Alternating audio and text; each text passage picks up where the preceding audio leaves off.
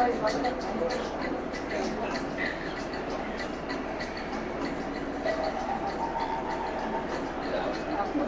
respectfully acknowledge the traditional people of the land on which we cruise on today, the indigenous tribes of the Kulin Nation, who have a spiritual, cultural, and political connection with the land, and we pay our respect to the elders past, present, and emerging. For further information regarding this significant and fascinating culture, we recommend visiting the Koori Heritage Trust and Museum at Federation Square.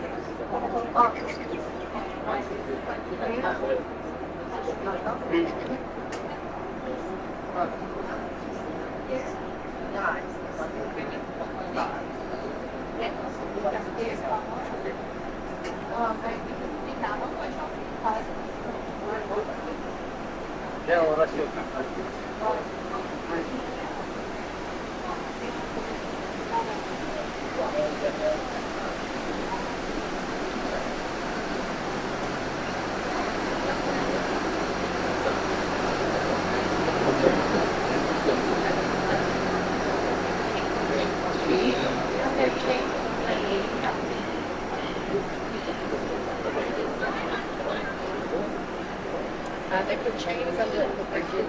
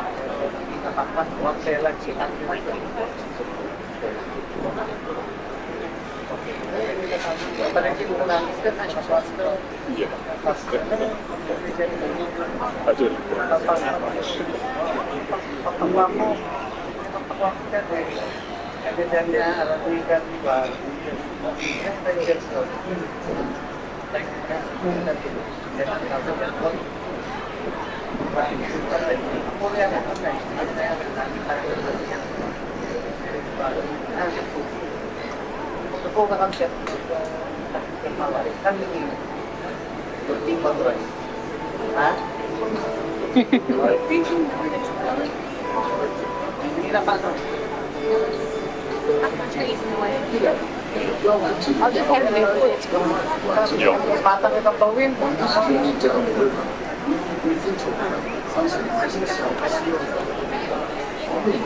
We have the striking Flinders Street Station. French Renaissance style building that was completed in 1910. It is another iconic Melbourne. It features a prominent arch entrances and a grandiose clock tower. It's one of the city's most recognizable and photographed landmarks. Another great feature of the station is the clocks out front showing the next train schedule for each line. Undoubtedly the most popular meeting place in the city. On each one of the clocks is a saying that has been used by generations of Melbournians.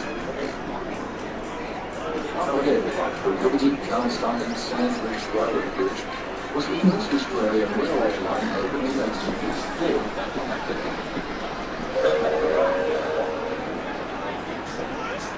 First city train developed to Flinders Street Station to Webb, the main station of the Eureka Tower, which is also renamed Eureka Tower.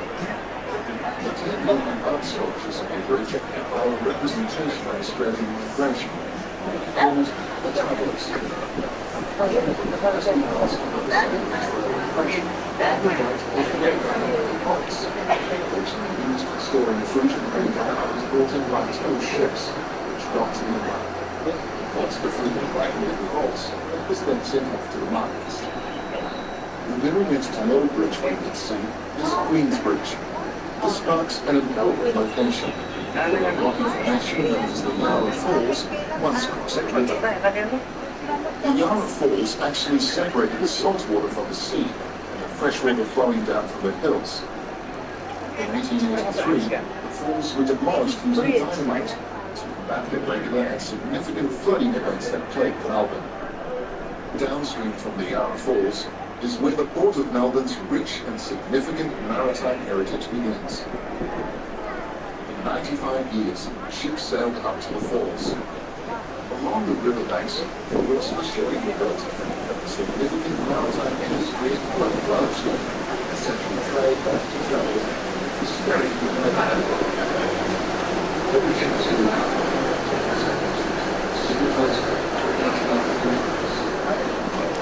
the sailing ships made them more reliable, powerful, and larger steamships. Today, the ships are larger again, and powered by more efficient internal combustion diesel engines.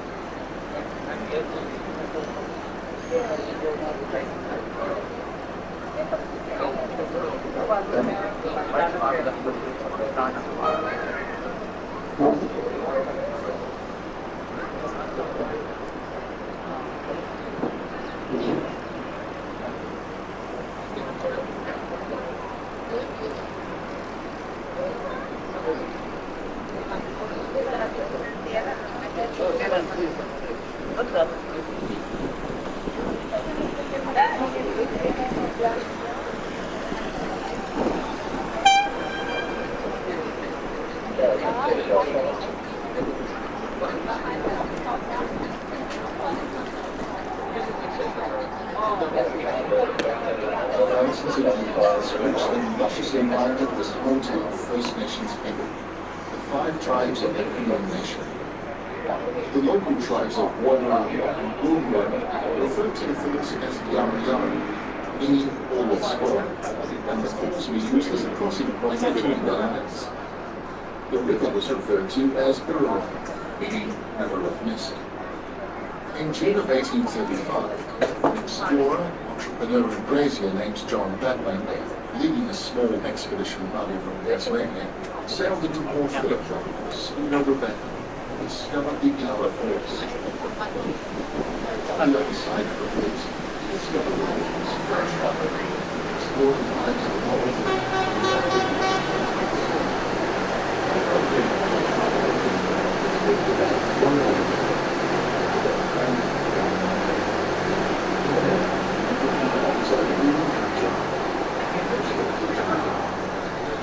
thousands of hectares of land in exchange for tools, blankets, and food. When Jean Batman returned with last August, to his surprise he found another explorer, John Docklands, and others already living on the land. The parties argued for years, complaining his rivals as to who first founded and settled the land. Despite all the serious conflicts and concerns with the community members, somehow cool heads prevailed, and no one was seriously hurt. After hearing news of this growing settlement, the New South Wales Governor, Richard Burke, visited on the 10th of April 1837, and officially named the colonial village Melbourne, in honour of the British Prime Minister, Lord Melbourne. Following years of longing, in 1851, the Port Phillip district separated from New South Wales, and in appreciation, this district was renamed after Queen Victoria. Victoria had now become an independent self-governing body, with its own governor, Charles the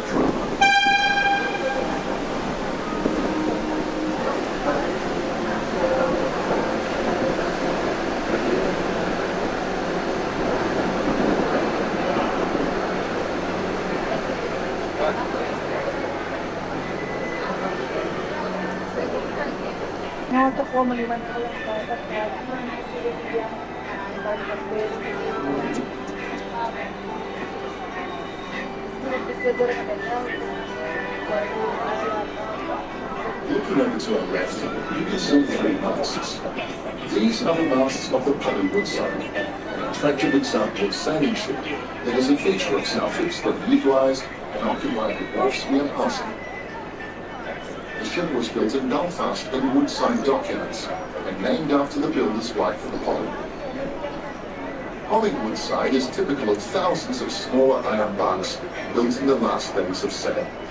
From 1835 to 1903, this three-mast, square-rigged sailing ship survived 16 trips around the treacherous seas of Cape Horn. Eventually she was abandoned and left to rot along the wharfs, until in 1968, the National Trust of Australia had the foresight to acquire the hull and restore the vessel to her former glory. After many charitable donations and an estimated 60,000 hours of voluntary labour, the Hollywood side was finally opened for public viewing in 1978.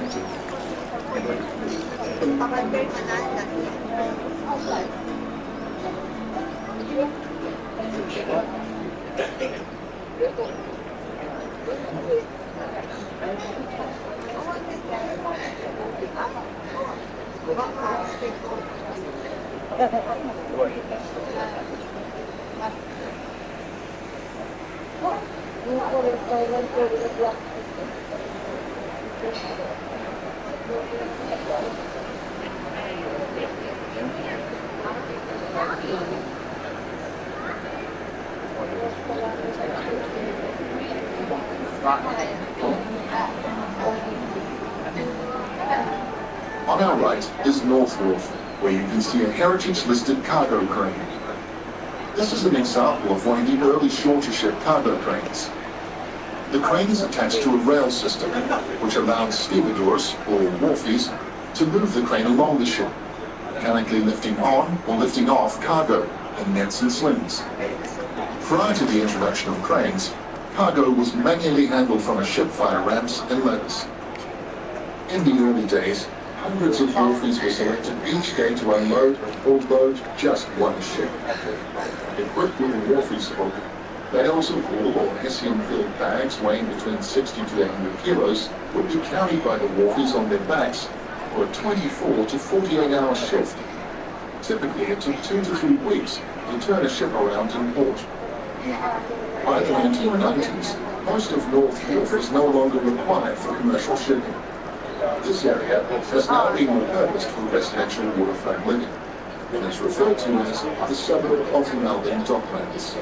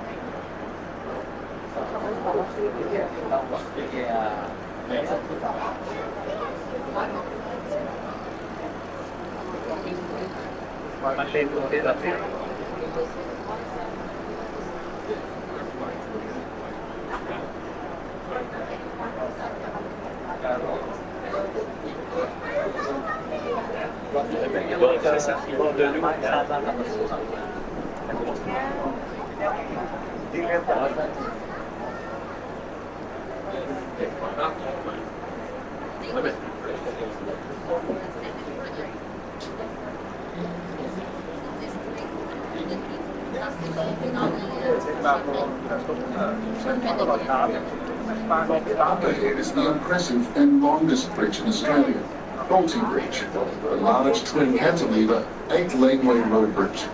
The Bolte Bridge has 5 kilometres of elevated roadway between Flemington Road and the Westgate Freeway. The two main spans are 173 metres in length, about 25 metres high. The two unattached towers are 143 metres in height and are purely decorative. The Bolte Bridge forms part of the CityLink system of toll roads that connects the Tamron Freeway from the northern suburbs with the Westgate Freeway and the Domain and Burnley tunnels to the Monash Freeway and the southeastern suburbs. It is named after Victoria's 38th and longest-serving Premier, Sir Henry Bolte. The bridge was opened in 1989 at a cost of $75 million.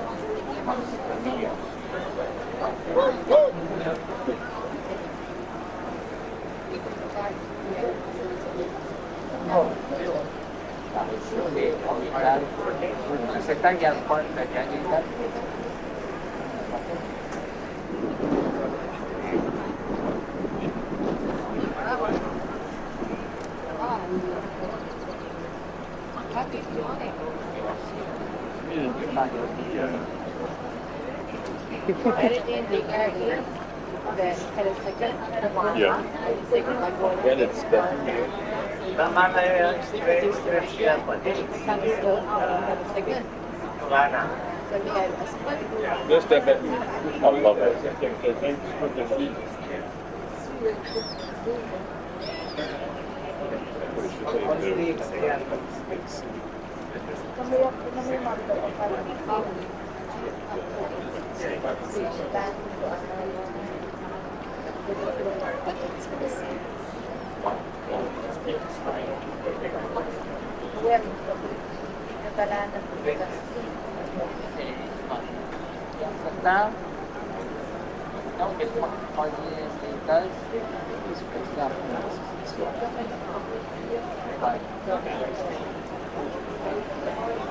But this thing is only from the top.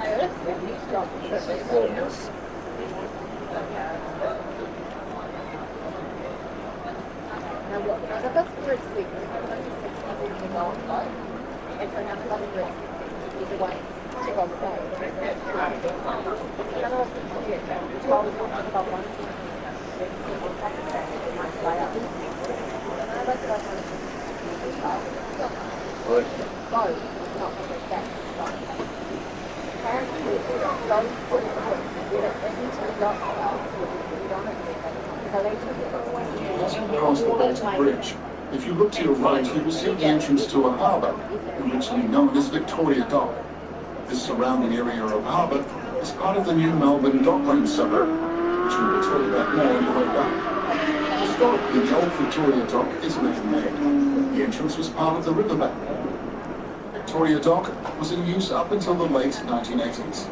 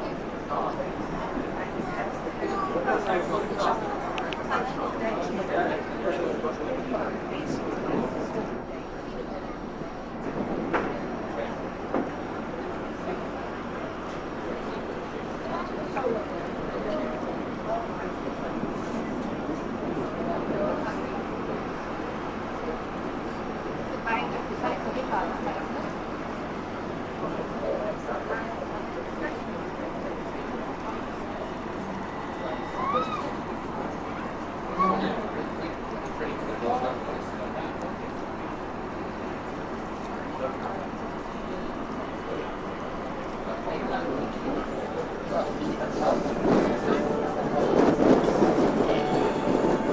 the west of Victoria Dock is Abington Dock. It's along Fitzroy Road. Abington Dock was planned in the 1930s. It wasn't open to shipping until 1956. Delays in construction were caused by the lack of supply of labour, a lack of materials, and the impact of World War II. The Melbourne Harbour Trust had named this dock after its earlier commissioner, William Appleton, who was an advocate for expanding the port. Today, docks B, C, and D handle general cargo, and E handles bulk dry cargo, which is mainly grain that is exported and brought in mainly by railway wagons. Beyond Appleton Dock, on what is known as Coog Island, is Swanson Dock, the busiest dock in the Southern Hemisphere. Swanson Dock can accommodate 8 ships and was opened in 1969.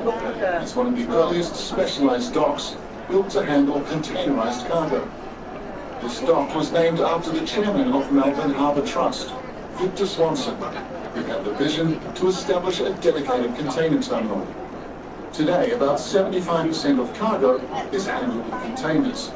As the cargo is protected in containers, purpose-built ships can stack cargo above the deck, carrying a lot more cargo than ever before. With large container cranes on rails, several cranes can unload thousands of tons of cargo in a day. Beyond Swanson Dock is where the mouth of the Maribyrnong River joins the Yarra River. After the Yarra, the Maribyrnong River is the second major river in metropolitan Melbourne. The next wharf after the mouth of the Maribyrnong River is Holden Dock, where bulk liquid cargo is handled.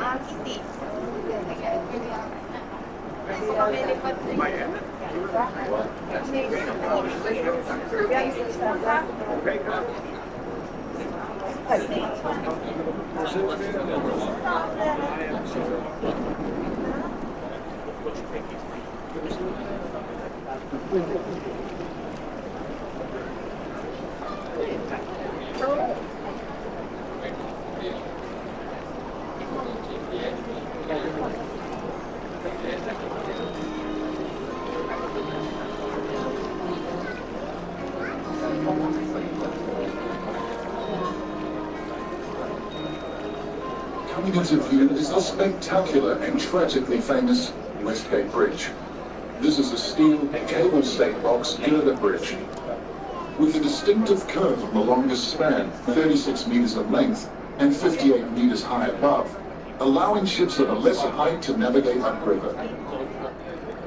Tragically, during construction of this bridge, at 11:50 a.m. on 15th October 1970, 2,000 tons of slag collapsed, killing 35 people and injuring 18 others. On the western village near the base, there is a memorial park and plaque paid for by fellow workers in honour and memory of the 35 comrades who died through bridge collapsing. This was Australia's worst modern industrial incident. A royal commission was held into the disaster, finding failures in the design and the attempts to join. From this disaster came major reforms in new work safety laws. The bridge was eventually completed and opened in November 1978. Today, the Westgate Bridge connects with the important freeways and main roads of the western suburbs, with central Melbourne, the eastern and northern suburbs. It is the busiest freeway in Australia, carrying over 200,000 vehicles a day. It is a highly recognisable and iconic landmark.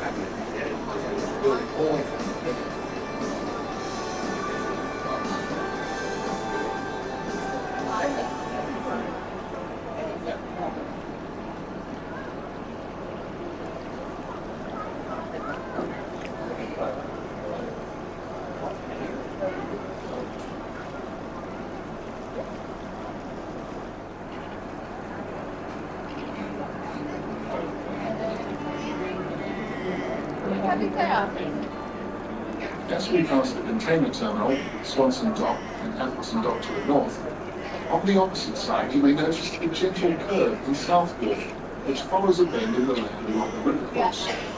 This bend is known as Fisherman's Bend. The original bend went a lot further to the northwest.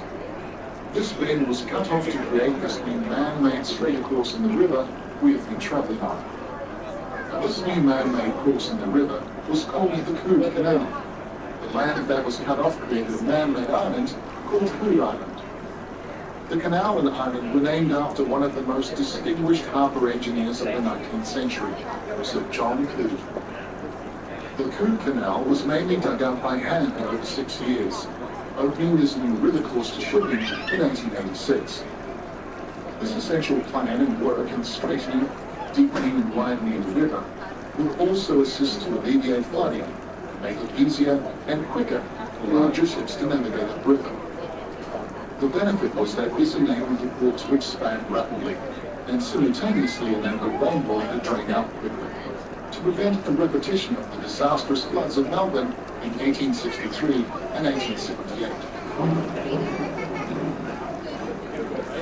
Today it's hard to imagine there was a time we could not build wharfs fast enough to accommodate shipping. Many ships had to wait sometimes in their hundreds, anchored in the bay, just waiting for a ship to depart a fully occupied and congested wharf. Although it looks quiet today, we are handling more cargo than ever before, with some 20 million tons of cargo handled through the port. Most cargo now comes in containers and is handled on dedicated container terminals.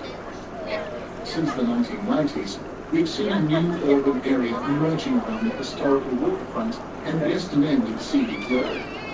This new custom suburb is called Melbourne Docklands. The area is made up of 8 precincts.